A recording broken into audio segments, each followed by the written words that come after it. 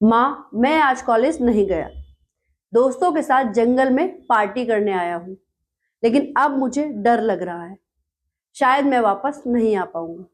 हल्दू चौड़ के ग्राफिकेरा कॉलेज के 20 वर्षीय छात्र दिव्यांशु पांडे ने ये अंतिम शब्द अपनी माँ से कॉल पर कहे थे। जंगल में दोस्तों संग पार्टी करने गए दिव्यांशु की संदिग्ध मौत ने कई सवाल खड़े कर दिए।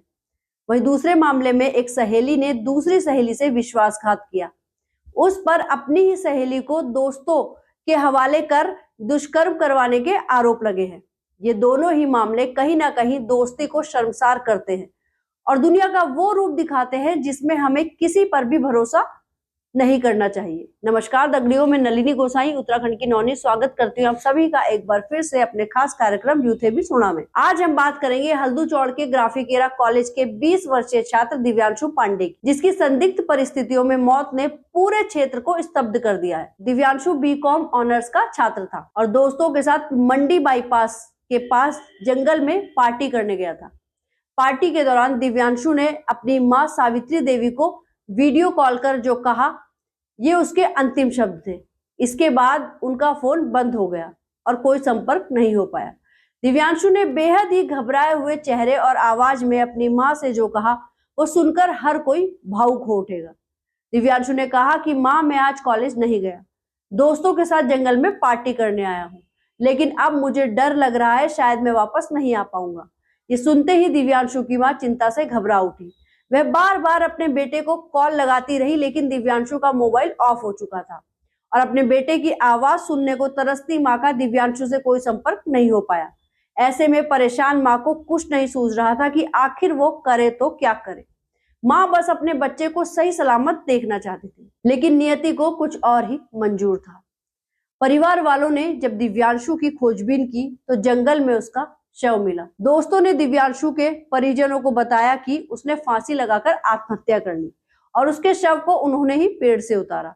वहीं परिजनों का आरोप है कि दिव्यांशु के दोस्तों ने उसकी हत्या कर शव को पहले पेड़ से लटका दिया और फिर क्राइम से बचने के लिए खुद शव को नीचे उतार दिया। मामले पर कार्रवाई करते हुए पुलिस ने शव का पोस्टमार्टम कराया और घटना की जांच के लिए जंगल से कई साक्ष्य जुटाए। 3 दोस्तों को पूछताछ के लिए हिरासत में लिया गया।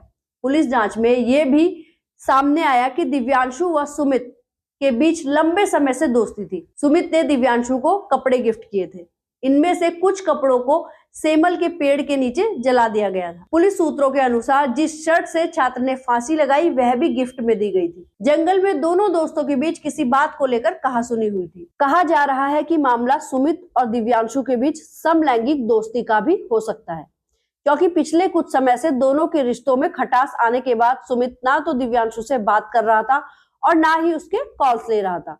यही वजह रही कि दिव्यांशु ने परेशान होकर सुमित के दिए कपड़े, टेडी जैसे गिफ्ट जंगल में जला दिए थे। हालांकि पुलिस की जांच अभी जारी है और दिव्यांशु की मौत के पीछे की सच्चाई जानने के लिए पुलिस हर एंगल से मामले की जांच कर रही है।